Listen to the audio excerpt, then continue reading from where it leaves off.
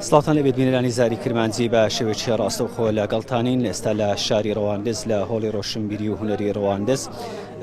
مەراسیمێکی جەماوەری بەڕێوەچوو بە ئامادەبوونی بەڕێز مەلا مستەفا بارزانی وەکو پاڵپشتێک بۆ سەرخستنی لیستی ١٩٠ پارتی دموکراتی کوردستان لێرە لە هۆڵی ڕۆشنبیری ڕەواندز پڕبوو لە دۆست و لایەنگرانی پارتی دموکراتی کوردستان بەمبەستی بەشداریکردن لەو گردبوونەوە جەماوەریەکەوە ئەمڕۆ لە شاری ڕەواندز ڕێکخرابوو بۆ پێشوازیکردن لە بەڕێز مەلا مستەفا بارزانی لە چوارچێوەی بەرنامەکانی بەڕێز مەلا مستەفا بارزانی لە سنووری دارەی سەربەخۆی سۆران دوای ئەوەی دوێنێ لە سیدەکان هەم بەشداریکردنە باڵەیەکی کرد و هەمیش یاریگای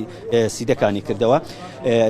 ڕۆژی پێشتریش لە سۆران لە چەند دانیشتنێک لەگەڵ ڕاگەیەنکاران و هەروەها چین و توێژەکان کۆبوونەوەکە و دانیشتەکانی بەردەوام ئەبێ بۆی ئەمڕۆژ لە شاری ڕەواندز بە هەمان شێوە لەگەڵ تەواوی چین و توێژەکانی شاری ڕەواندز دانیشت و گوێی لە خواست و داواکاری هاوڵاتیان گرت. ئەمەش لە پێناوی سەرخستنی لیستی پارتی دموکراتی کوردستان لێرەش کۆمەڵێک لەو کاندیدانەی بەشدار بوون خۆیان ناسان وەکو بربژێری لیستی ١٩٠ پارتی دموکراتی کوردستان بۆ ئەوەی بتوانن دەنجی ئەندام و لایەنگران کۆبکەنەوە. ئەوەی بینیتان سەردانی بەڕێز مەلا مستەفا بارزانی بوو بۆ شاری ڕەواندز و کۆبوونەوەی لەگەڵ دانیشتوانی ئەو شارە.